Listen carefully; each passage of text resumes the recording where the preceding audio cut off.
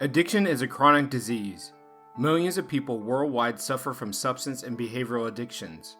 An addict's life is often unmanageable, leaving the addict and his or her family and friends feeling completely powerless over the disease. Without treatment, addiction can result in disability or premature death. You are listening to Making an Addict. My name is DJ Burr, and I'm an addict in long-term recovery.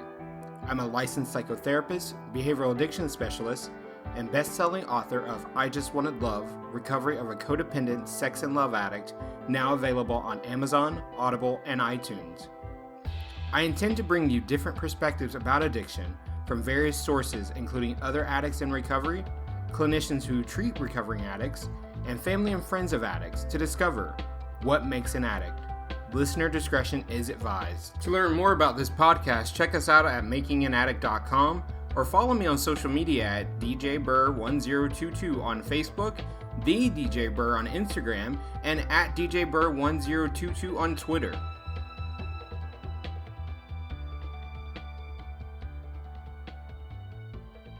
Good morning and welcome to Making an Addict. I'm DJ, and today I am speaking with Stephen C. Stephen is a man in long-term recovery and an author.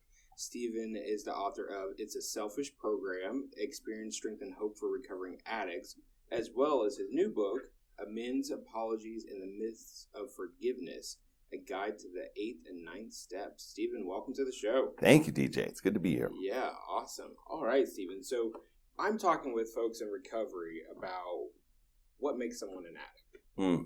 Can you tell us about you and your experience with addiction, how long you've been in recovery, and so on? Sure. So how I got here was initially my earliest addictive experiences were around drugs and alcohol, and I would say that I was in active drug and alcohol addiction for about 20 years or so, from age 17 into my late 30s. I think is when I finally came to and began my recovery process. So just to talk about kind of what made me an addict, I think in my case there are a couple of factors that played into it, and I think the primary one was being raised in a household of emotionally illiterate parents. I love my parents. Whatever bad feelings I have about the way that I was raised, I have long since let go of, and it's not even forgiven them. I've simply recognized that they were doing the best that they could with the tools that they were given, and you know, at some point, whatever wounds were visited upon us as children become our responsibility to take care of. You know, it's not my parents' fault that I became an addict or that I stayed an addict for as long as I did. But being raised in a household where certain feelings were not welcome, certain parts of me were not welcome, I learned to hide those parts, to act them out in different ways, let those emotions come out in sideways fashions, and eventually, as the buildup of that accumulated pain and suppression and inauthenticity got to a certain point, it created a level of pain that I had to medicate, you know, in order to, because I couldn't express it in a healthy fashion. I didn't know how. I was never shown how to do that. So I simply began to medicate them, you know, just to numb them, to make them, you know, go away. That's making air quotes here for all you folks out there in radio land, because they don't really go away, but it feels like they do. So drugs and alcohol were, for a period of time, a successful strategy for doing that. And the problem arises. I mean, there are a number of problems with it. First of all, it's not a real solution; it's a fake solution. But the deeper problem for those of us who become addicts is we become habituated to the behavior. You know, that there are. I think in drugs and alcohol, there are chemical components to the substances that we're ingesting that build up this craving in our bodies for more of that. And so I think it becomes a combined emotional and physiological dependency, a craving for this particular kind of relief and this particular kind of medication. And it gets to a point. In my case, I would say I hit that point probably in my mid to late 20s, I think, if I'm being honest. My mid to late 20s, where I really no longer had any control over the level of substances that I was ingesting. And that to me is sort of the point of powerlessness, the point where I simply am not at choice anymore. It may seem like I am, but in fact, if you look at my behavior, I'm returning again and again and again and again to the behavior, to the self-destructive behavior, and I'm doing it more and more and more. And that to me is the inevitable path of addiction, and certainly was the case for me. So that, I think, that's sort of the short version of the making of an addict. And then for me, I came to, in terms of my substance abuse, in my late 30s. I think I was probably 39 or thereabouts when I went to my first AA meeting. But I got sober from drugs and alcohol quickly. I mean, in the sense that I quit using and I never turned back. I never relapsed. I simply kept going to meetings, kept working the program, and I stayed clean and sober for a long time. I mean, from then until today. So about 26 and a half years now, thanks to God. But what I also did in the course of that process was, after about 4 years, I graduated myself. More air quotes, radio people. I graduated myself from AA. I decided I've got it figured out. I think this sobriety thing is really not all that hard. I think I can take it from here. And I quit going to meetings after about 4 years. Quit going to meetings, and I stayed clean and sober from drugs and alcohol. But what I didn't do was I didn't keep myself in a community and in an environment where rigorous honesty was supported and in fact required. And I didn't keep the fact of my addictive nature in front of me, because I really don't believe that any of us are addicted to a single thing. I think we're addicted to medicating our pain, and we will find any way that we can do that presents itself. A buddy of mine talks about the whack-a-mole principle of recovery from addiction, where the pops up, alcoholism pops up, we whack it on the head and it goes down, and boom, up comes drug addiction. We whack that on the head, boom, up comes gambling or work or sex or whatever. There's always something. Oh yeah, there really are. There are just no end of things that we can become addicted to if we don't pay attention. If we don't keep ourselves in the habit of recovery, keep ourselves in the habit of rigorous honesty and working the steps and staying connected to a higher power and doing service and all the things that we do that keep us sober. Well, I didn't do any of those things after those 4 years. I believe that I have always been a sex and love addict. As long as I've had a sexual nature, which I think arises at some point in childhood. But I think even before that, I was a love addict. I think from a very early age, I developed love addictive qualities, and my substance abuse just masked them. So what are the qualities of love addiction? Oh man, I would say for me it is it was using love as a drug, using the relationship and the interactions, the dynamics, the sort of the pursuit, the conquest, the validation that can come from having somebody respond to your overtures and to your attraction to them, using all of those as a drug. In a way, I think love addiction is a misnomer, because what it is that we're addicted to is not really love. It looks like love and we call it love, but that's not what it is. It's just a series of behaviors that numb our pain. And a true love is not intended to do that and doesn't function in that fashion, I don't believe. But nevertheless, we when we're in the behavior, we call it love, and it looks to the outside world often like we're in loving relationships, etc. So we call it love addiction.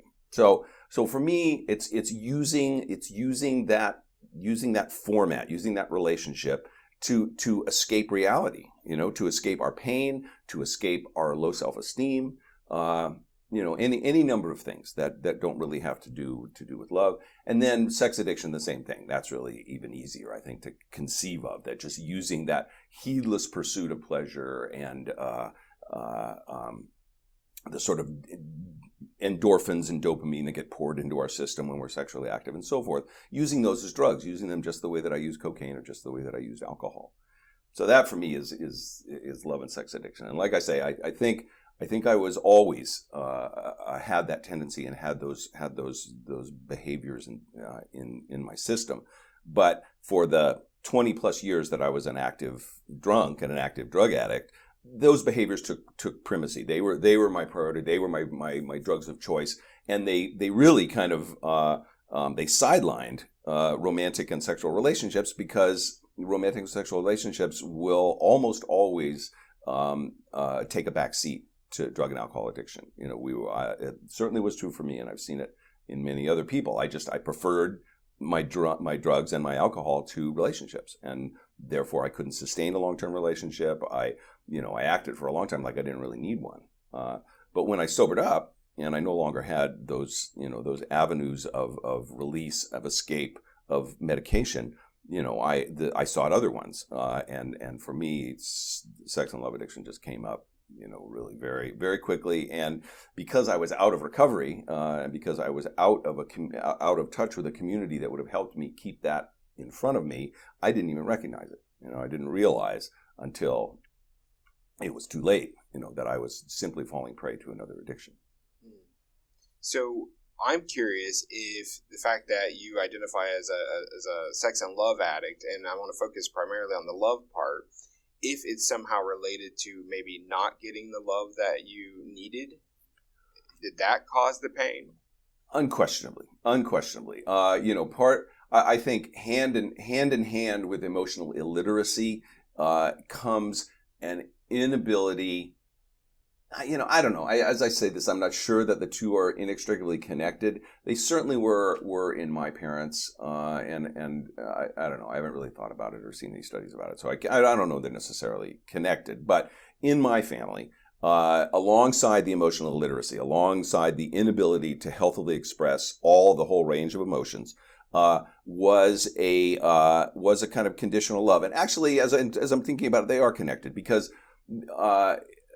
the message I got from my parents was that we will give you love, we will give you approval when you behave this way, when you behave in a certain fashion, and which did not include, getting angry, being sad for any long period of time, being scared, for an extended period of time, just any way that made them uncomfortable, and so their love was perceived by me, and I think in reality was conditional. And again, they were doing the best they could. They weren't trying to hurt me or withhold from me something that I wanted. They just couldn't. It was the only way they knew how to give it.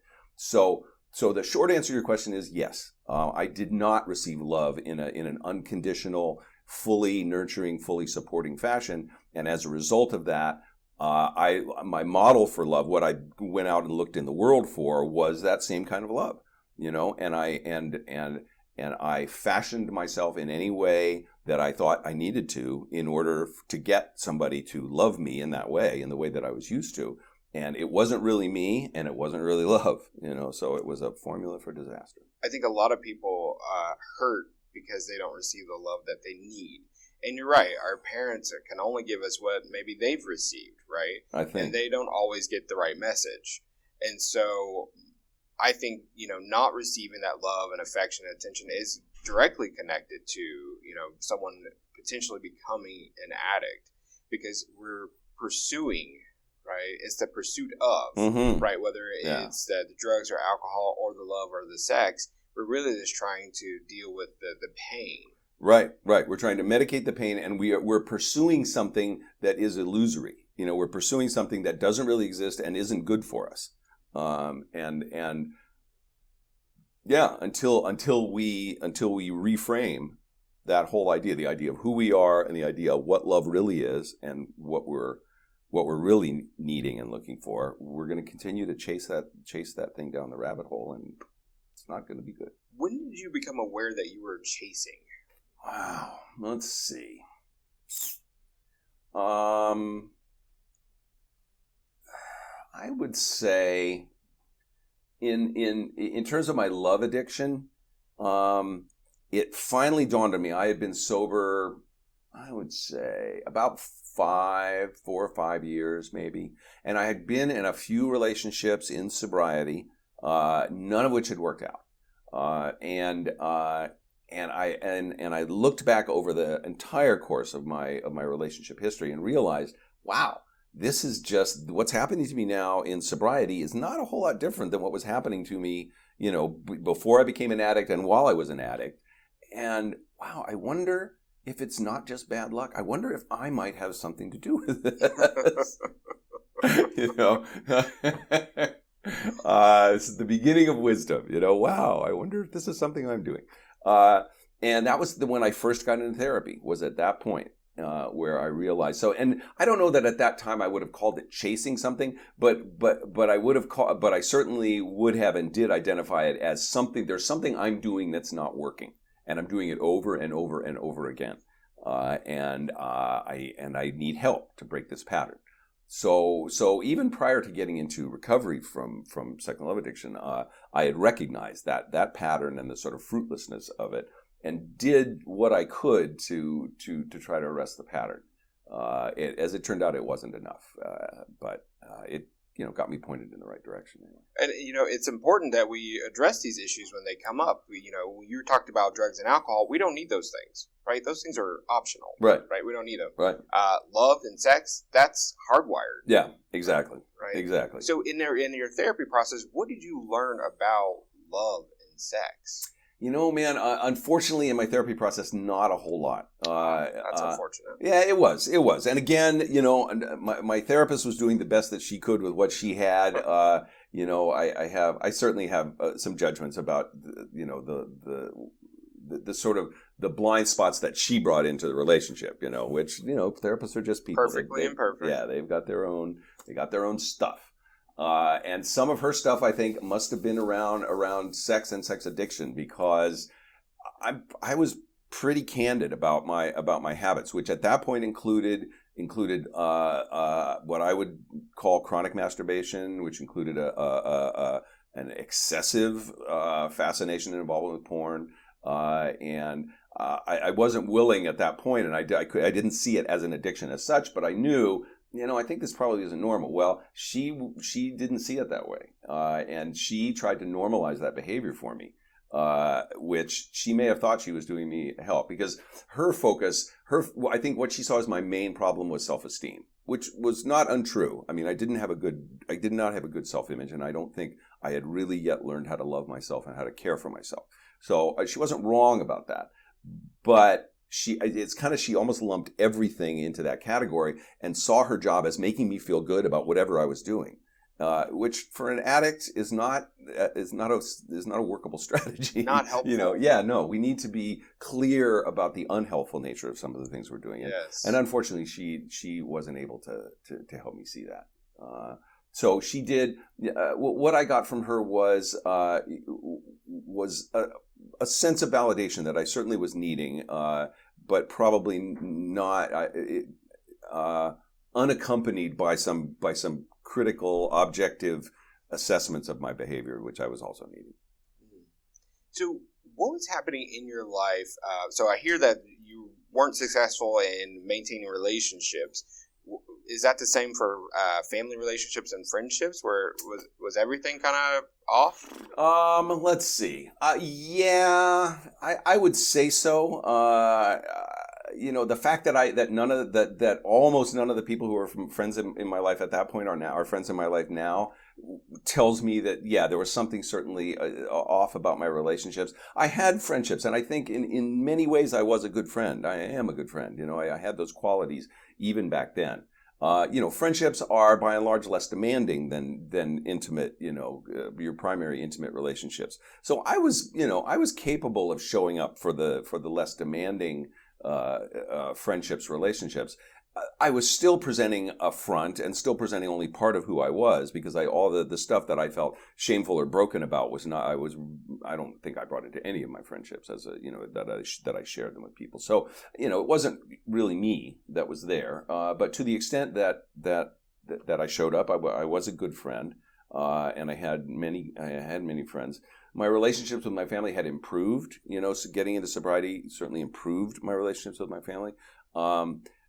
But there was more healing left to do, and I hadn't, because Because I was unaware, I think I wasn't fully aware of the depth of wounding and the nature of the wounding that I'd received, in my family of origin. I couldn't really, not knowing what I needed to let go, I couldn't let it go. So it was still influencing the relationships. They had become cordial, we had certainly lost the kind of combative and antagonistic aspect of the relationship. And I'm speaking primarily about my mom and dad here. My sister, my brother, and I have always gotten along. So there wasn't, there was some healing to do there, but not at the level that I needed to do with my mom and dad. So the relationship had improved. It was cordial. It was by and large devoid of antagonism and a lot of other things that had marked it before. But there was more growing to do, and it would take me getting into recovery for sex and love addiction to really get to the root of what I needed to do to fix those relationships. Okay. And so would you say that you have fixed those relationships? Yes, I have. And part of the fixing of that relationship is letting go of the things that can't be fixed. Right. So I am, I believe I have done everything that I can do in order to create the bridge and to express the love that I have for my family, and I have let go of the things that are out of my control and that I can't do. And I love my family right where they are, right just for who they are and right where they are, and I don't ask anything more of them than they can give. Yeah. So I know you as a man in recovery who talks a lot about codependency, and I appreciate that because we don't talk enough about codependence. So Can you say what your thoughts and feelings are about why codependence work is so important to us suffering addicts? I can't remember when, but it was sometime when I got into sex and love, recovery from sex and love addiction. I think 2 or 3 years into sex and love addiction, I became more aware of the nature of codependency and how codependency plays out in the lives of addicts. And I came to believe, and I believed firmly to this day, that codependency is at the root of all addiction. That once we have done the work of recovering from the in our face, day to day, this is how I live patterns of our addiction, however it is manifesting ourselves, our next frontier and the frontier that we have to cross in order to fully recover in our addiction is codependency. I think codependency is at the heart of all addiction. I think every addict needs to do that work in order to completely and fully heal from the ravages of our behavior. And this is how I see it working. So my definition of codependency is, I'm not okay unless you're okay. And the corollary to that is, I'm not okay with me unless you're okay with me. And that is, if just hearkening back to the model of love that I learned in my family, that was how I learned to moderate my behavior in order to get the love that my parents were able to give. I had to behave in a way that made them okay with me in order to receive their approval. And that became my model for love. And that became my model really for my self-image and for how I walked in the world. And the truth of that is, it is completely unworkable. It is an unworkable and unsustainable way to live, because people are people, and people will never reliably give you what you need. Not out of malice, and not because they don't wish you well, just because we're not capable of it. We are imperfect beings. We have our character defects. We have our blind spots. And so to make my well-being and my sense of self dependent on whether you think I'm okay or not, and whether you're willing to give me messages of validation or not, is to mean that I will never be well. I will never be completely comfortable in my own skin. I will never be completely assured that I'm lovable and worthy, because we can't get those messages consistently. That's not the way the world works. So what that sets up is this unending vicious circle of pain.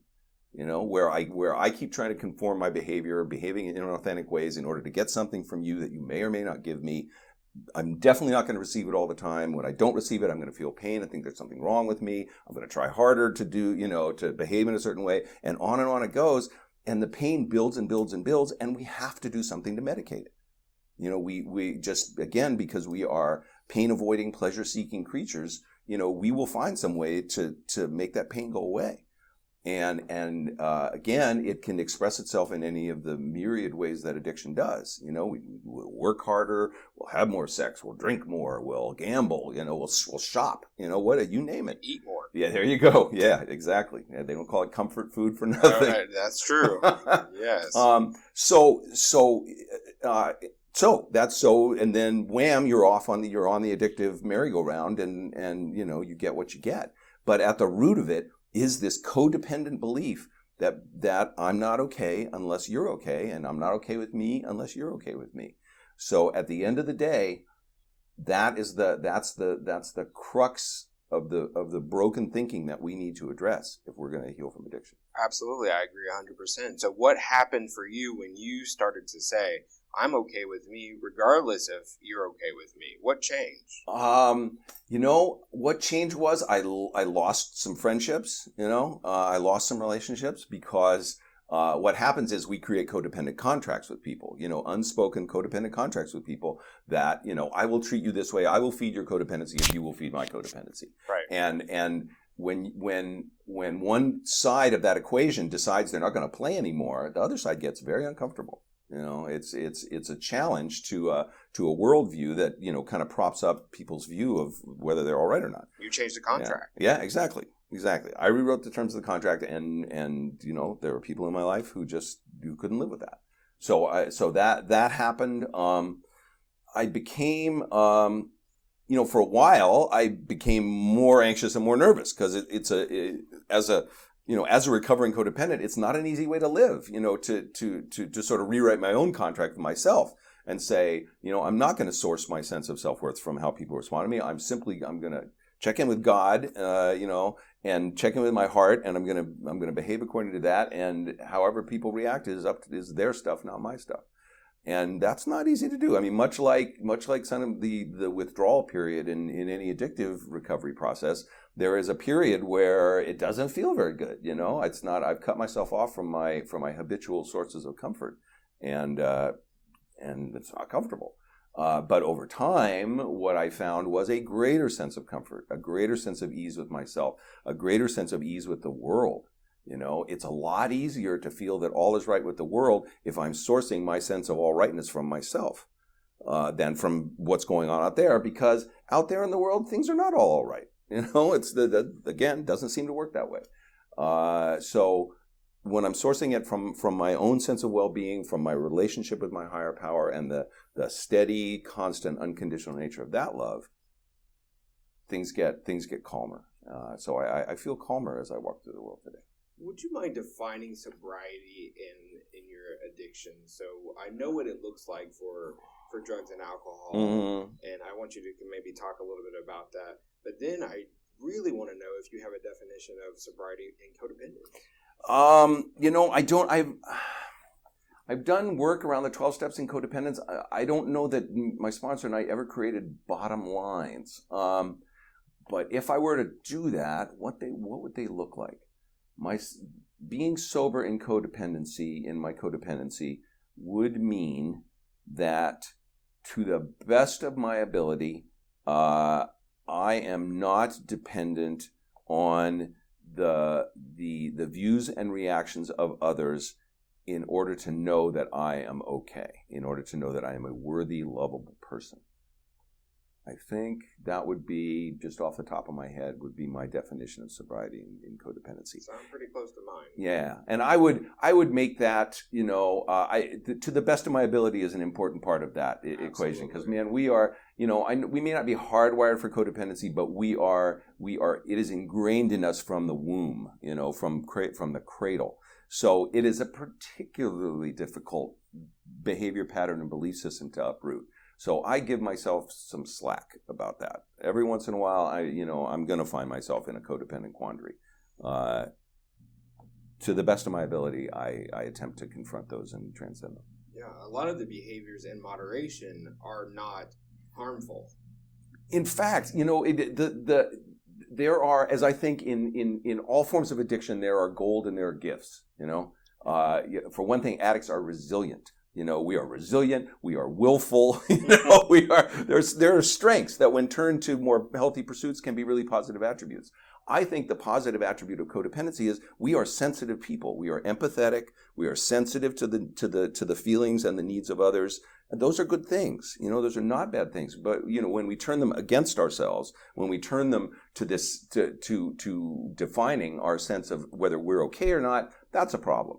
But when we use them to be to get outside of ourselves and be sensitive to the needs of others and to care for others as much as we care for ourselves, that's a very positive thing. Sure, but we also have to be mindful of whether or not we're using our codependence to manipulate and control other people.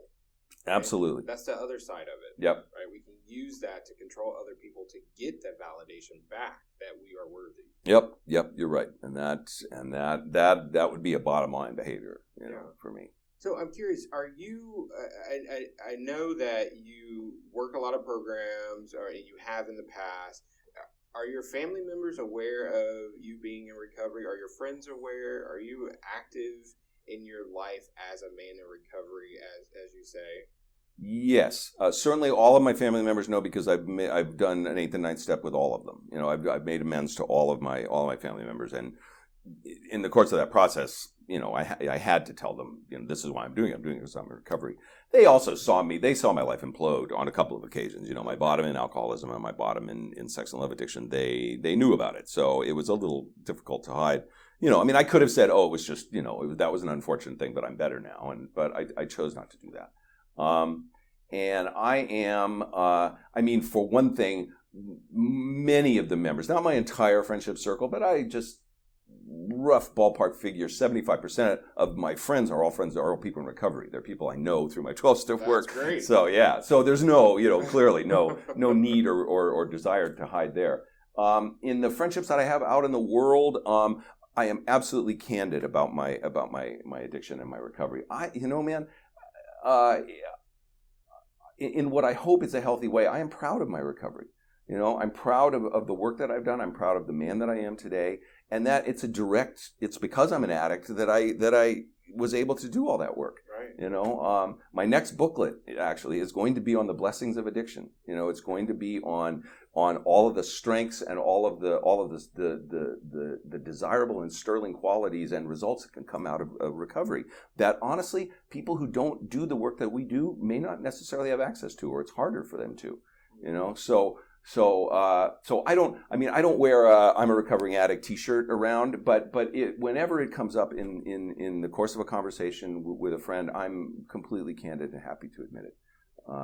Because number one, I am proud of it. Number two, I would like to do my part to take the stigma of it away. It's our culture has a very unfortunate. I think it's getting less. I think the stigma is beginning to diminish. But it's still out there. There's still a stigma attached to addiction. I know because my sponsees, I have sponsees that I have to all but kick into the pool to get them to swim, and especially around the 8th and 9th step, because they're still carrying shame around what people think of addicts. People think people who confess they're addict. So I would like to do my part to take some of that stigma away. And I think you're doing your part by being a sponsor, showing up into the rooms, and also you have the opportunity to write and share your writings and your thoughts and beliefs with other people. Yep. Can you talk about your first booklet? It's a selfish program. I love it. Can you say more? Sure. It's there's you don't have to be in the rooms, at least of AA. I don't know if the other programs, if you hear this often, but you don't have to sit in the rooms of AA too long before you hear the phrase "it's a selfish program," and that can be off-putting to some people. In our culture, selfishness has a bad rap. Yep. There's when you call somebody selfish, you are not giving them a compliment. And yet clearly in the way that it's used in AA, it's intended to be a positive, hope-inducing thing. So I just got to thinking about, well, how is that? Why is that? And how can I help people think about selfishness in a way that allows them to embrace this concept that it is a selfish program, because it is. It's a true thing. It is a selfish program. So the way I did that in the booklet was by examining the stages of recovery and how during the different stages of recovery our idea of self changes. Because selfishness basically means, a focus on self. And I believe that the reason that selfishness has such a bad rap is because so few people understand who they really are, who their self really is. And once we begin to, the deeper and more accurate understanding we have of our true selves, the more selfishness becomes a wonderful thing and not a thing to be avoided. So initially, in early first stage recovery, it's a selfish program because we have to survive in order to, we have to work the steps in order to survive, literally to survive. And that's a thing I think that almost anybody can understand. People understand survival instinct, that we will do whatever we need to do in order to stay alive. And that's true in the early stage recovery. You have to do all those things. You have to go to 90 meetings in 90 days. You have to get a sponsor. You have to work your steps. You have to do all that stuff in order to live. And that's easy to understand. So that's how selfishness works initially. Like, I am going to stay alive and I'm going to do whatever it takes. Then I think what happens as we work our program of recovery more, and as we begin to get a more solid foundation of sobriety and equilibrium in our lives, what we then learn is, well, so what are the next stages of recovery look like? Well, they look like service work. They look like sponsorship. They look like, doing things that are good for other people as well, that are good for other people, setting up the chairs in a meeting, making coffee, chairing the meeting, sponsoring, taking your time and your effort and your energy to help somebody else recover. But what we learn, at least what I learned, and I've seen other people learn it in recovery, is that's a selfish thing to do, because the person who really benefits from all that effort is me. That it helps keep me sober. It helps me create an environment where there are other people to support me to be sober. It is a selfish thing to do, to give up myself to help other people's recovery. It helps me. So that's sort of stage 2 selfishness. That's like selfishness that doesn't look selfish and yet ultimately benefits me. I end up calling it self-care. And that's a great way to put it. When I'm trying to explain to folks what the selfishness in a program really looks like, it looks like self-care, right? You're taking care of yourself. And then you have to explain what self-care is. Exactly. One way or another, you're going to run into a wall of like, huh? Right. But I agree with you. That we're talking about the same thing. And then for me, there's a stage 3 of selfishness. That it's not really program related. It's completely my own, my view of the cosmos and how things work.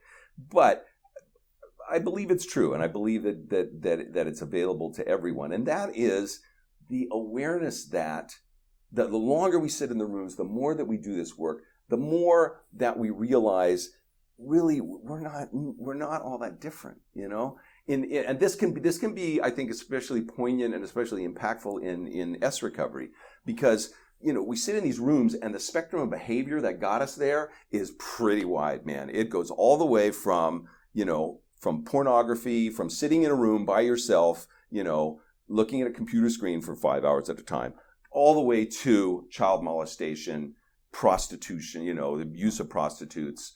Severe and very, very harmful and shameful behaviors. So yeah, exactly. Yeah. So there's this whole spectrum of behavior, which makes it easier for the people sitting in the rooms to go, "Oh, I'm not like him. Oh, I didn't do that. I'm not like her. Well, thank God I'm not that bad." We emphasize the differences rather than the similarities. And in fact, the longer that we sit in the rooms, the more we realize, forget the behaviors. Underneath the behaviors, we are all the same. We're all looking for the same thing. We've all found we all thought we had found a similar solution. We all want the same thing, and the way to get what we want is the same for all of us. And from that place, in my mind, where that leads me is we're all just one big self. We really are just one giant expression of God's love, all looking for the same thing, all headed in the same direction. And that to me is ultimately who our self is. So that's off into woo-woo land, but That's me. Yeah, but it's a lot of healing that happens. Oh, brother, right? so much. And so I'm going to go into your next booklet, which goes right into that healing process, I think, by doing the steps 8 and 9. Mm-hmm. Right? Can you talk to us about your process for creating the newest booklet? Sure.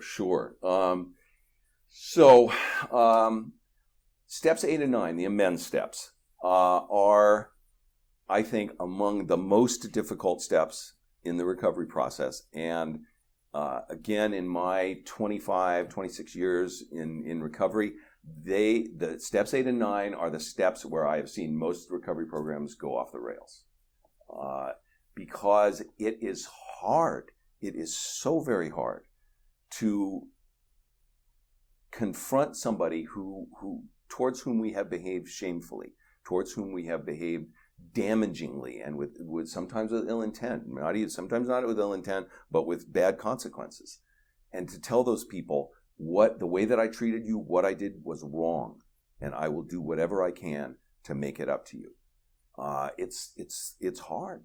It's really, really difficult, and yet it is necessary. There's a reason why it's in the steps. There's a reason why, in order to fully heal from the ravages of our addiction, it is something that we need to do. So I've done a lot of 8th and 9th step work. My own 8th and 9th step in S recovery was about a 3-year process. It went on for a long time. And I have walked a number of sponsees through the 8th and 9th step and listened to people share about it in meetings.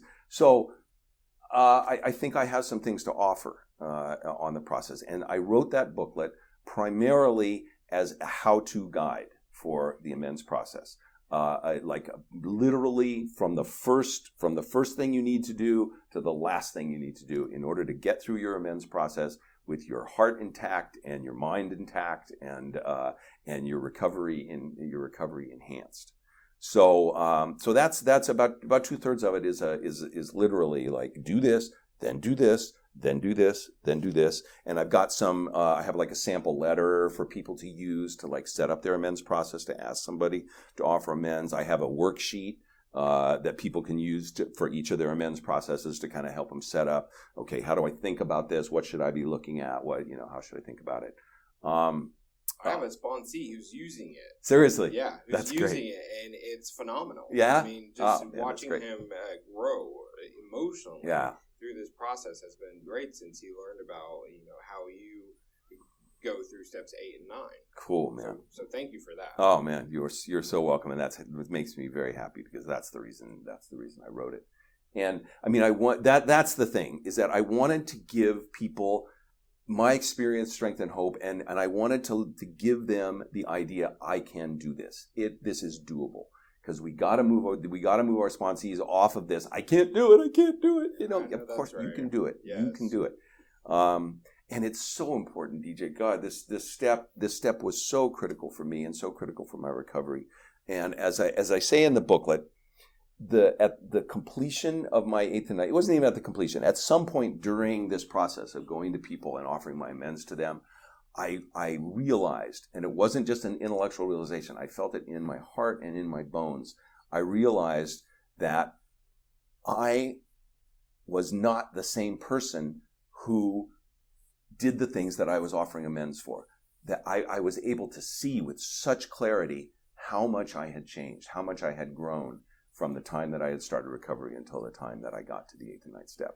And that's such a gift, man. It's so huge. It's hard, for us going through our own recovery process day to day to day. It's sometimes hard for us to see how we're progressing, how we're growing, because it's happening, sometimes so infinitesimally. But in the 8th and 9th step process, I believe that we are given an opportunity to really claim the truth that we are not the person who did the things we're now offering those amends for. And that's huge. You and I once had a conversation about the gifts of addiction. Can you share what that means for you? Sure. Yeah, I'm a firm believer in the fact that addiction is a blessing, that addiction is a pathway to God, that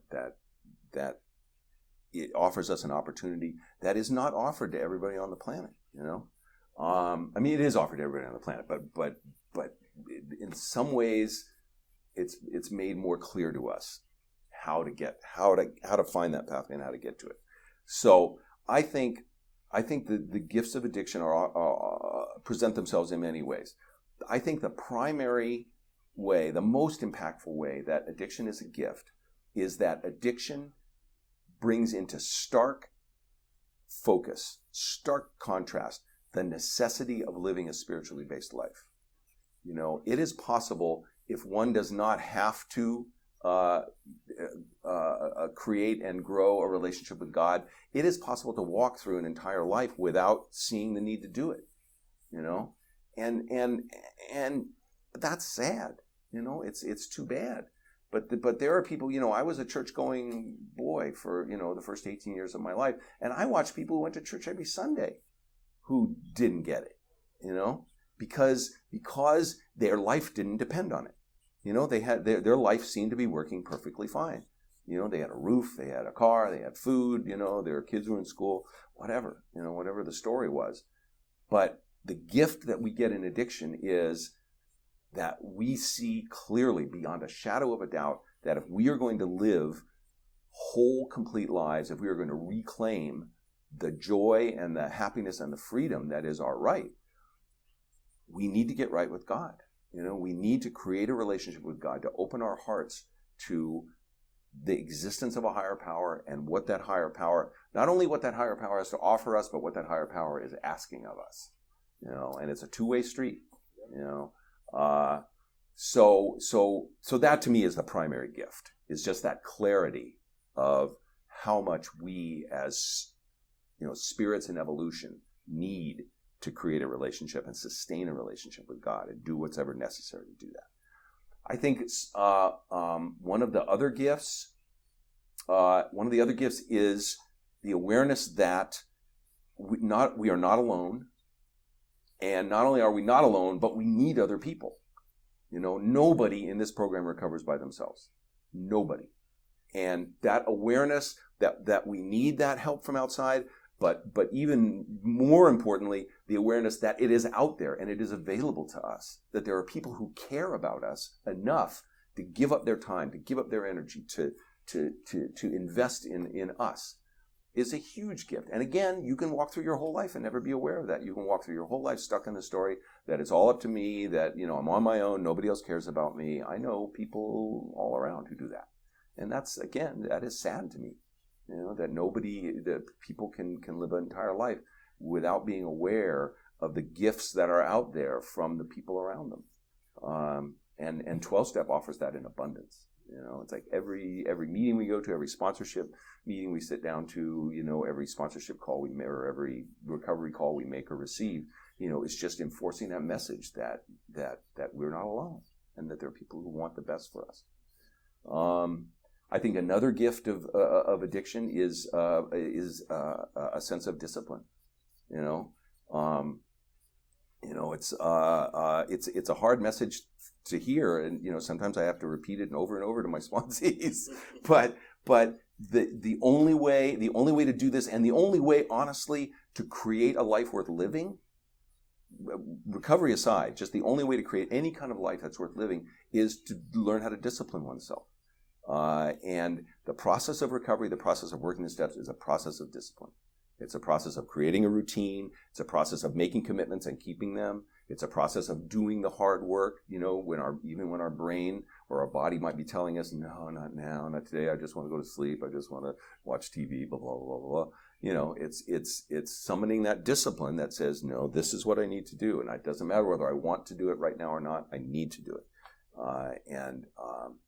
And that is part of a well-constructed and well-lived life, is that ability to engage in that discipline. So that's three big ones. I probably could go on more. In fact, I will. I'm sure. That's for the next book. Exactly. Well, thank you so much, Stephen.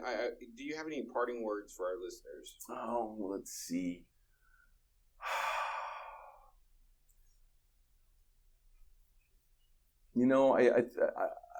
What's coming to me, the message that's coming to me is the message that you are worth it.